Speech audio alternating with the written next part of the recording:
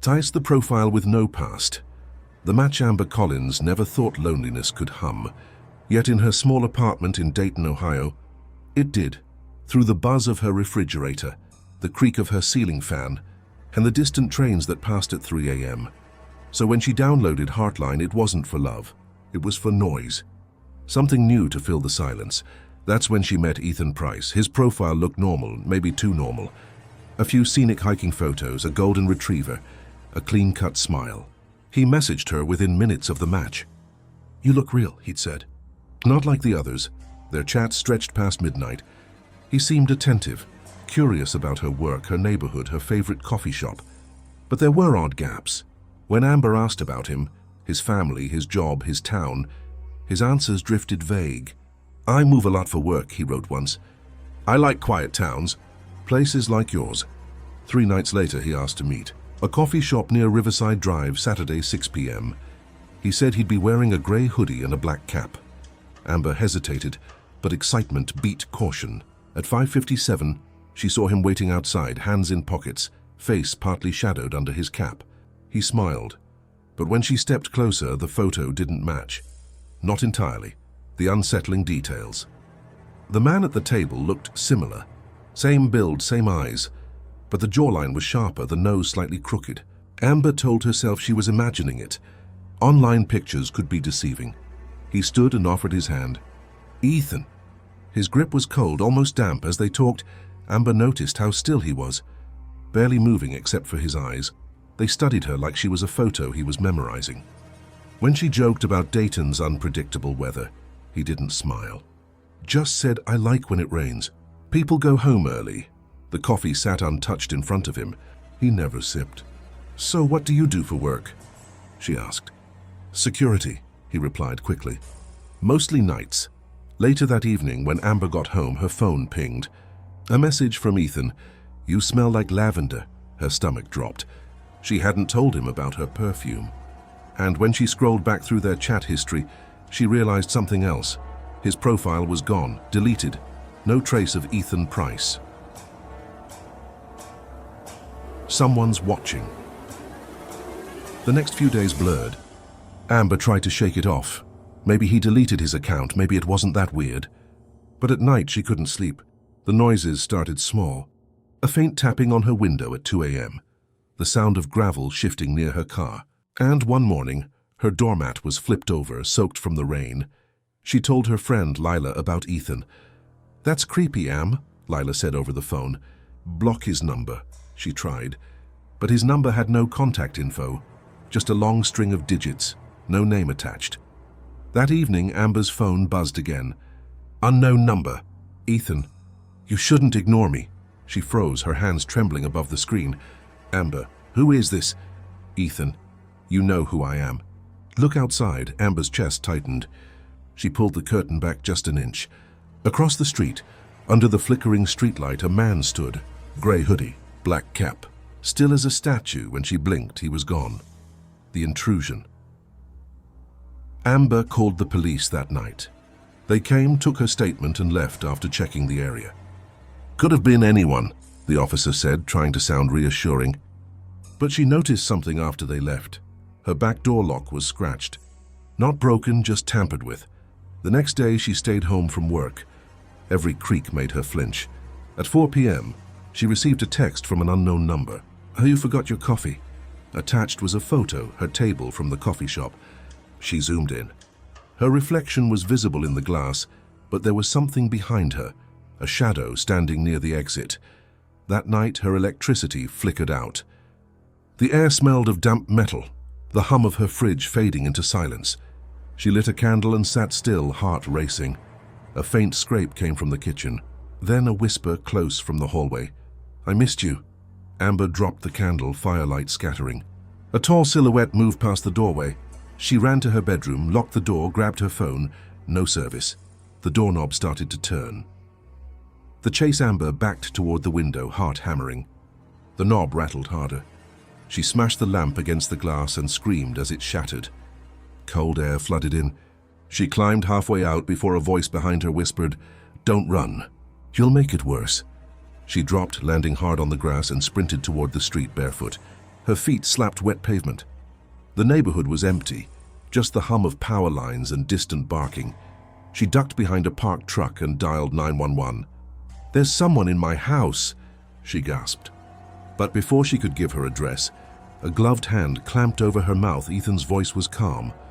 "You made me chase you." She bit his hand hard. He shouted and she broke free, running toward the Shell gas station at the corner. The clerk saw her burst in, bleeding and crying. Police sirens followed minutes later. When they searched Amber's apartment, they found muddy boot prints leading from her back door to the hall closet. Inside the closet, a disposable phone and a grey hoodie folded neatly on the shelf. The truth in the shadows. 2 days later, the police told her something that froze her blood. There was no record of anyone named Ethan Price living in Ohio. The phone number was prepaid, untraceable. But fingerprints from the hoodie matched a man wanted in 3 states. Harold King, a drifter suspected of using dating apps to target women living alone. He disappeared 5 months ago after a missing person case in Kentucky. Amber couldn't sleep for weeks. She moved out of her apartment, bought cameras, even changed her number. But sometimes, late at night, her phone buzzed, no caller ID. When she answered, there was only breathing. One evening, she came home to find a small cardboard box on her porch. No label, no tape. Inside was a bottle of lavender perfume, the same one she wore that night, and beneath it a folded note, "You smell like lavender." Amber dropped the box and stumbled back. From across the street, under the same flickering streetlight, a man in a grey hoodie watched, still as ever.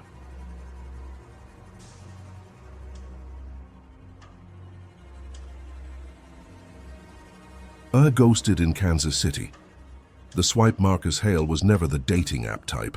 32, a mechanic from Kansas City, Missouri. He worked long hours, came home to leftover pizza and his pit bull Diesel. But one night, half drunk on cheap beer, he downloaded Date Me Now. He wasn't expecting much, until he matched with Riley James. Her profile was simple, 2 photos, one by a bonfire, another in front of a pickup truck. Brown hair, a Midwest smile, eyes that looked straight into the lens.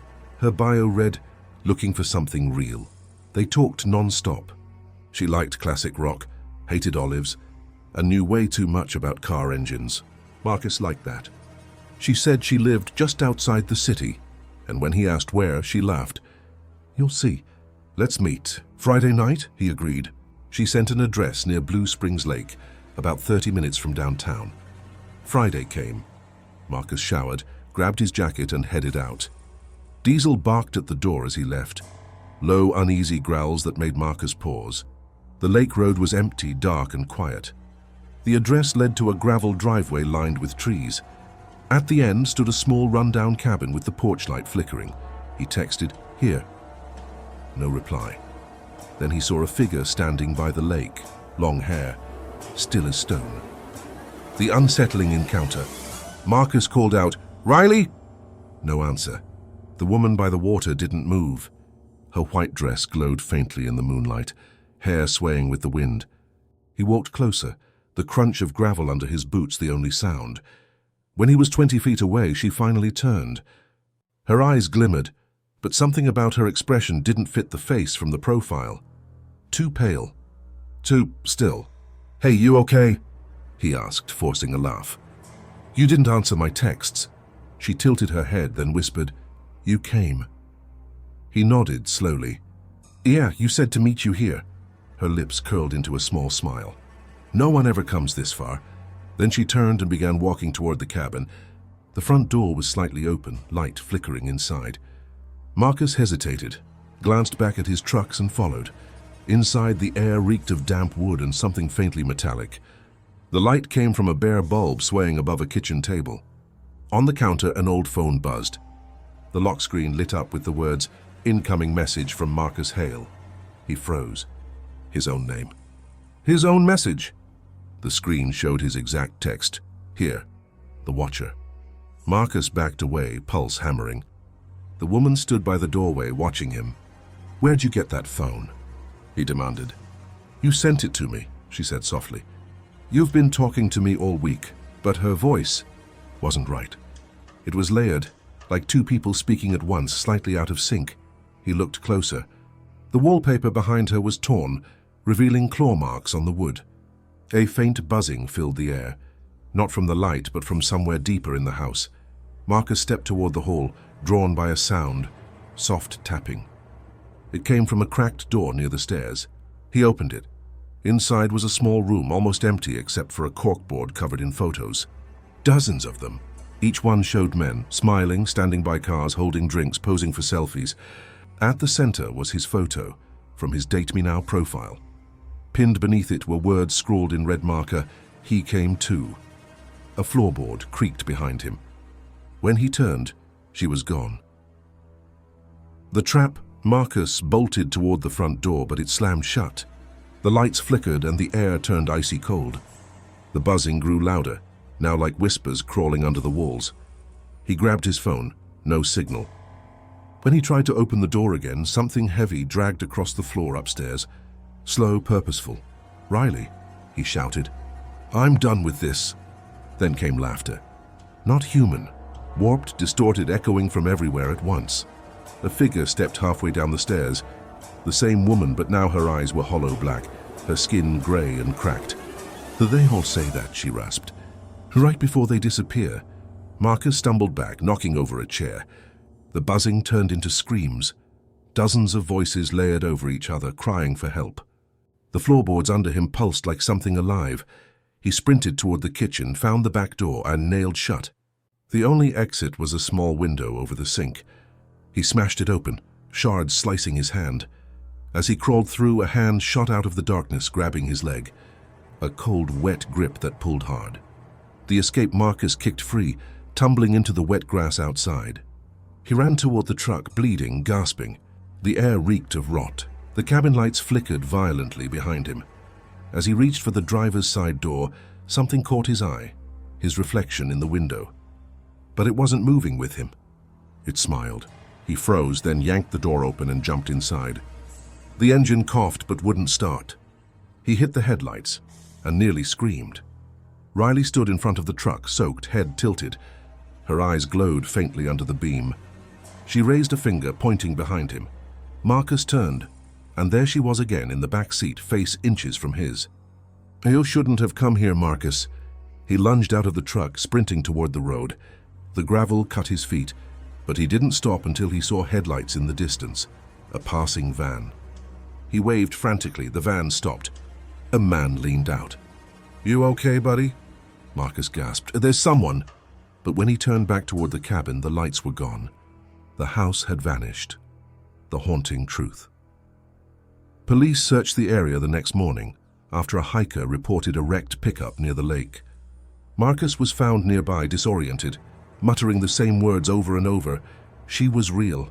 She was right there. There was no cabin, no house, no footprints. But officers found something buried near where Marcus said it stood. An old cell phone, half-rotted, containing messages from over 7 different men. The last text on the phone, here. Each missing man's last known location traced back to the same lake. Marcus was released weeks later, refusing to talk about it again. He moved across state lines, sold his truck, and deleted every dating app he'd ever used. A month after he settled in, a new profile popped up on Date Me Now. Username, Riley James 77. Same smile. Same truck, same bio. Looking for something real. Marcus deleted the app instantly. But that night, his phone buzzed once. New message, you came.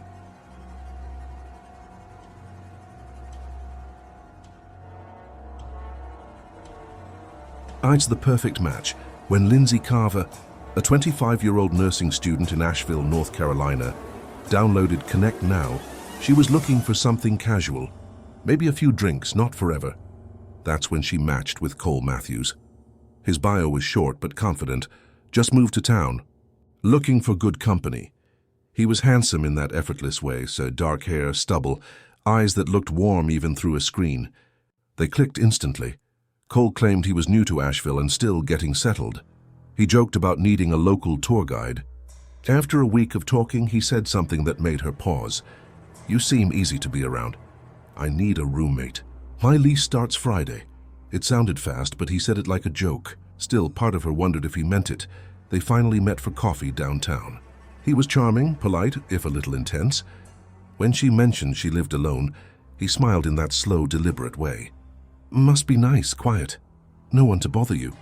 She laughed awkwardly, but something in his tone made her shift in her chair.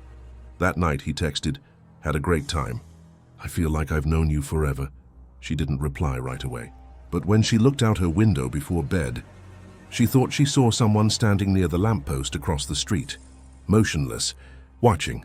The signs? Lindsay woke to her phone buzzing at 2:41 a.m. "Cole, you up?" She stared at the message, unease crawling through her chest. She didn't reply. The next morning she saw another text. "Cole, hope I didn't wake you." Clyde just couldn't sleep. She brushed it off, and maybe he was lonely. Still, she muted the chat for a while. 2 days later, she came home from her night shift to find her front door unlocked. Her stomach tightened. She always locked it, always. Inside, nothing seemed disturbed. But when she checked the kitchen counter, her keys were in a different spot, placed neatly on a folded napkin. That night, she messaged Cole, trying to sound casual. "You ever get that feeling someone's been in your house?" He replied almost instantly. "Maybe someone missed you." Her throat went dry. She hadn't told him her schedule, her hours, or that she lived near South French Broad Avenue. Later, as she scrolled their old chat, she noticed something odd. The first photo he'd sent her, the one of him smiling on a porch, showed a mailbox number in the background. The watching game. Lindsay barely slept that night. Every sound, pipes, floorboards, passing cars, made her flinch. By morning, she'd convinced herself it was paranoia until she got to her car. There was a sticky note under her wiper. "You left your window unlocked again." No signature. She called her friend Maya, panicking. Maya urged her to call the police, but Lindsay hesitated. She had no proof. Still, she changed her locks and texted Cole one last time. "Lose my number." He didn't respond. That evening, as rain drizzled outside, she tried to unwind on the couch. The hum of her refrigerator masked the quiet until she heard a faint click, the sound of a door latch. She froze. Her eyes flicked toward the hallway. A shadow moved just beyond the bathroom door, slow, deliberate. "Hello?" she whispered, voice trembling. Silence. She grabbed a kitchen knife and crept forward. The bathroom light was off, door ajar. She pushed it open, be empty. But when she turned back toward the living room, the glow of her TV reflected something in the window. A face outside, grinning. By the time she rushed to the blinds, it was gone. The break-in, Lindsay called the police that night. Officers checked the area, told her it was probably a prank. They promised extra patrols, but she didn't see any cars. The next evening, exhaustion caught up with her. She fell asleep on the couch around 11:30. She woke up to a faint scraping sound. Then footsteps on the hardwood, slow, careful. She sat up, barely breathing. The living room light flicked on by itself, and there he was. Cole, standing near the doorway holding her spare key. "You left this under the mat," he said quietly, like a disappointed friend. "That's not safe." Lindsay backed away. "Get out of my house." He smiled, stepping closer. "You said you felt alone. I just wanted to keep you company." She threw the knife she kept by the coffee table. It grazed his arm. He lunged, grabbing her wrist. They struggled, knocking over a lamp. The bulb shattered, plunging them into darkness. Lindsay kicked free and sprinted for the door. But when she yanked it open, the deadbolt was jammed from the outside. The Ficole's voice echoed in the dark. "I wasn't lying, Lindsay. I do need a roommate." Her pulse hammered. She grabbed her phone. No service. Rain pounded the windows. He emerged from the shadows, breathing hard, blood dripping from his arm. She ran toward the kitchen, fumbling for another weapon. He followed, whispering, "You look so peaceful sleeping." She swung a pan at him, catching him across the jaw. He fell, groaning. She ran for the back door, but it wouldn't budge. The chain lock was snapped tight. He stood again, limping, furious now. "You weren't supposed to fight back." Lindsay darted into her bedroom, slammed the door, and shoved her dresser in front of it. She climbed out the window, rain slicing her skin. The drop to the ground was rough, but she landed hard and ran barefoot down the street. Behind her, through the downpour, Cole stepped out onto the porch. He didn't chase her. He just watched, smiling. The haunting aftermath police caught him 2 days later in Greenville County, driving Lindsay's spare car key still on his ring. His real name wasn't Cole Matthews. It was Evan Cross, wanted for stalking and assault in 2 other states. He'd used dating apps to target women who lived alone. When investigators searched his phone, they found hundreds of photos of Lindsay, some taken inside her home. She moved out, changed her number, and deleted every app. But sometimes when she worked late, she'd feel eyes on her during her drive home. One night, months later, she received a text from an unknown number. "You left your window unlocked again." She blocked it instantly, hands trembling. But curiosity got the better of her. She checked the sender's name before deleting it. It read Colem, and the location tag at the top of the message said, "Nearby."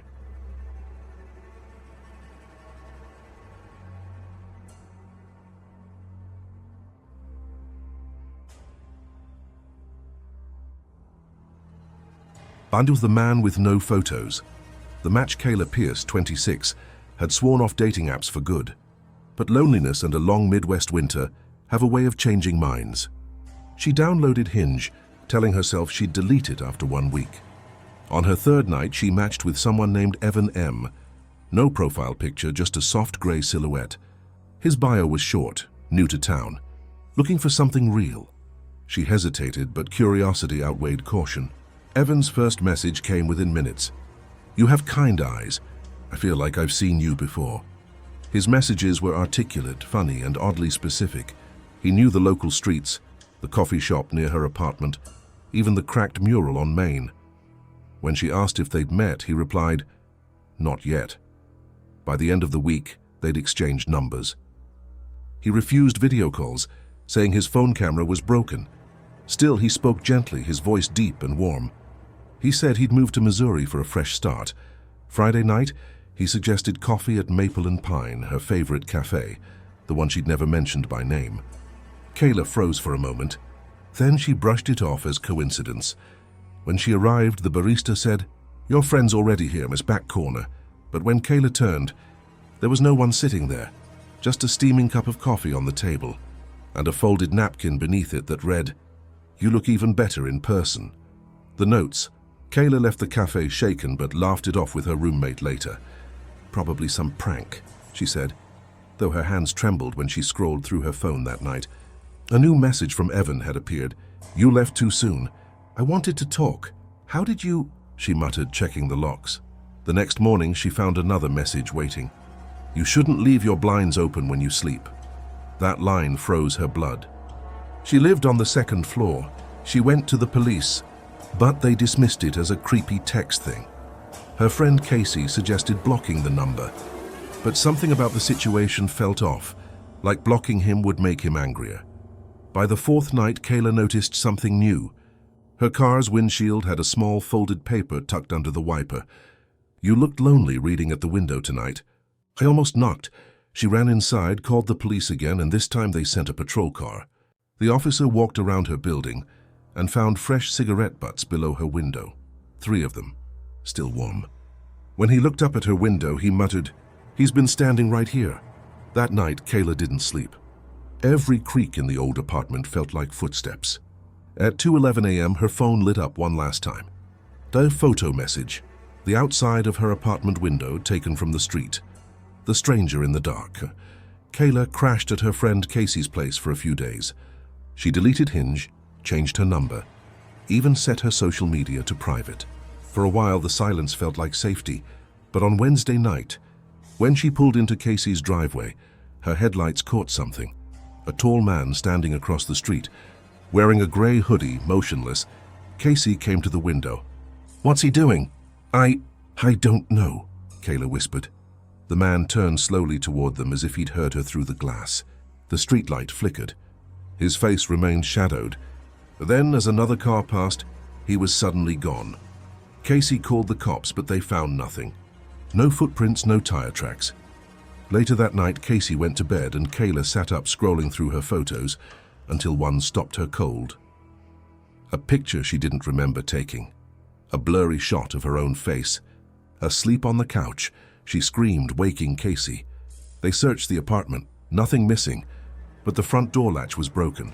The police said there was no sign of forced entry. That phrase echoed in her mind until morning, when she noticed her old phone, the one she'd used for Hinge, sitting on the counter. She hadn't seen it in days. On the screen, a notification from an unknown number. "You looked peaceful. I didn't want to wake you." The investigation. Detective Laramie took her statement seriously this time. He said her case matched two others. Women who'd been stalked by someone they met through dating apps. Both victims vanished before they ever saw their stalker's face. He asked her to recall anything about Evan, his voice, habits, or references. She mentioned his way of describing things he couldn't have seen, her window, her reading habits, the coffee shop mural. Laramie frowned. That mural was painted over 2 years ago. The detective ran a trace on the texts. They were routed through a VoIP number, bouncing off towers in 3 different states. "This guy's not just some creep," Laramie said. "He knows what he's doing." Kayla moved in with her sister temporarily. For a week it was quiet. Then a package arrived, no return address. Inside was a disposable camera, half used. Laramie had it developed. Every photo was of Kayla grocery shopping, walking to her car, talking on her phone.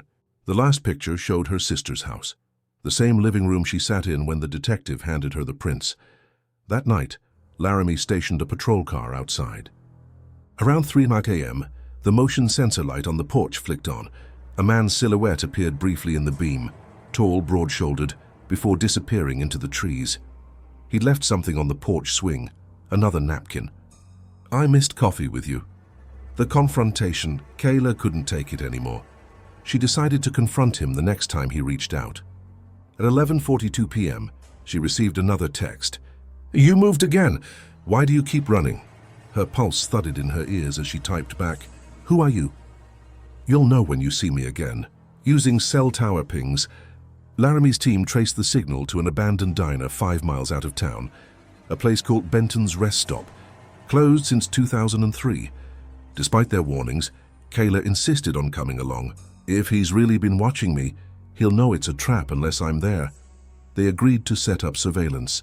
Kayla sat in an unmarked car with a wire. Her phone buzzed again. "You came." A figure emerged from the dark, same hoodie, same height. He approached the diner door and stopped, staring at her through the cracked glass. Then he lifted his hand and pressed it against the window. Laramie whispered through the earpiece, "Stay calm." But before officers could move in, the man vanished behind the diner. They found a back door kicked open, and a trapdoor leading to a basement. Inside, hundreds of printed photos, all women, all taken at different times, different states, and taped to the wall. Kayla's photo circled in red ink. The payoff. They never caught him. DNA from the cigarette butts and napkins didn't match anyone in the system. The photos in the diner dated back at least 10 years, different women, all from dating apps. Every one of them had gone missing between 2012 and 2019. Kayla relocated again, changed her name and swore off the internet. But sometimes strange things still happen. Packages appear on her porch, unmarked, always empty. Or she'll find her car unlocked when she's sure she locked it. Last winter, her sister installed a doorbell camera. One night it pinged at 2:03 a.m. The recording showed a tall man standing on the porch. He leaned close to the lens, his face still obscured by a hood. He whispered almost softly, "You look better in person." The screen went black. When police enhanced the video, they found one more chilling detail reflected in the glass. Behind the man, Kayla's face, watching from the inside of the house, eyes wide in terror. But Kayla swears she wasn't home that night.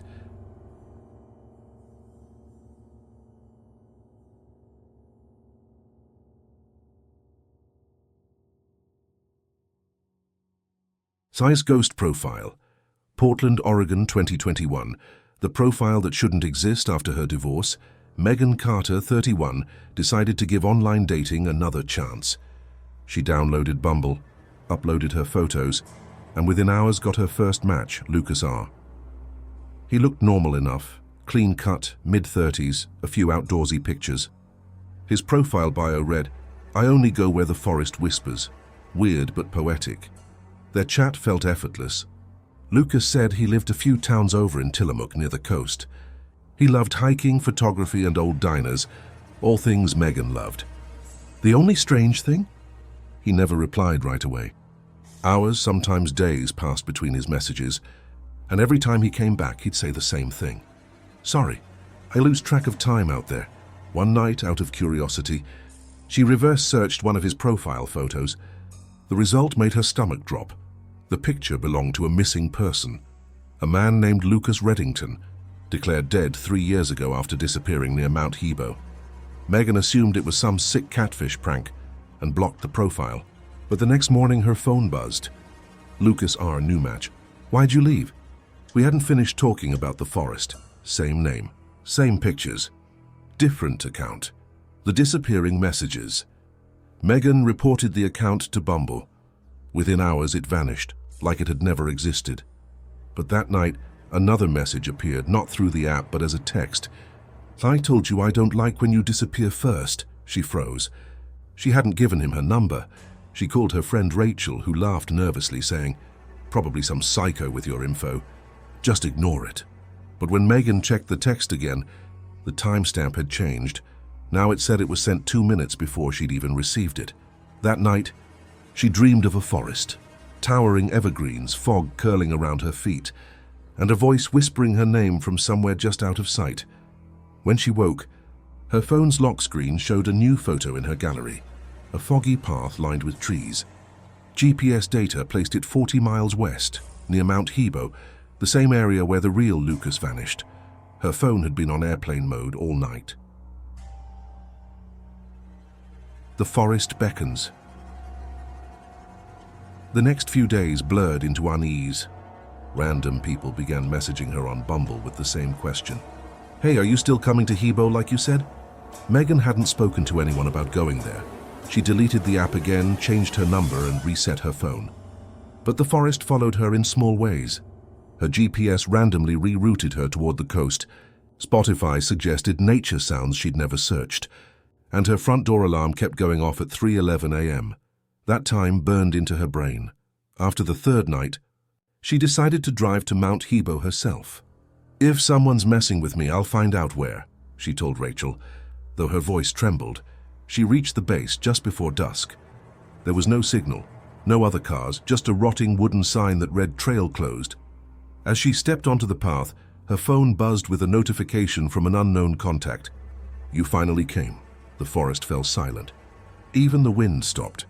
Lost signal.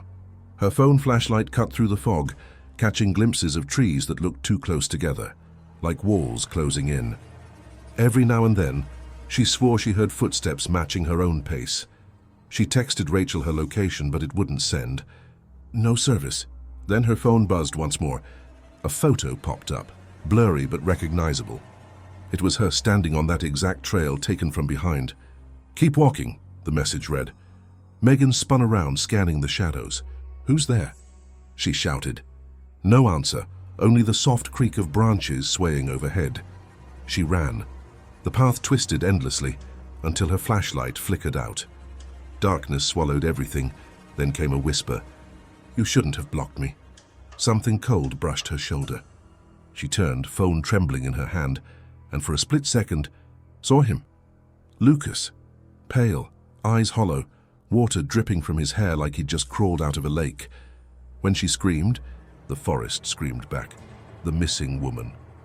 2 hikers found Megan's car parked near Mount Hebo 3 days later. Her phone was inside, dead, the last message sent at 3:11 a.m. It contained one word: help. Detectives found shoe prints that led halfway up the closed trail, then vanished entirely, as if she'd stepped into thin air. They searched for weeks, bringing in dogs and drones. Nothing. Then came the photos. Rachel received a package in the mail, postmarked from Portland. Inside were printed photos. Megan smiling on a trail, looking at the trees, crouching to tie her shoe. Except Rachel knew those moments never happened. Megan had never made it that far up the trail. The last photo showed her standing beside someone, a tall man, half in shadow, wearing a flannel shirt. The caption at the bottom read, "Finally met her." The payoff 1 year later, Hikers started reporting strange sightings near the Mount Hebo trail, a woman wandering through the trees at dawn, barefoot, whispering softly into the fog. When approached, she'd vanish, leaving only the faint sound of a phone notification chiming in the distance. Locals say if you download Bumble while near Hebo, a profile sometimes appears. Lucas R., smiling faintly, bio unchanged. I only go where the forest whispers. But lately, there's another account, a Megan C., with the caption, still looking for something real. Some hikers claim their phones buzz at 3:11 a.m. when they're in that area, always the same text. You finally came. And somewhere in the fog, two voices can be heard laughing softly, one male, one female, before fading into the sound of the wind through the trees.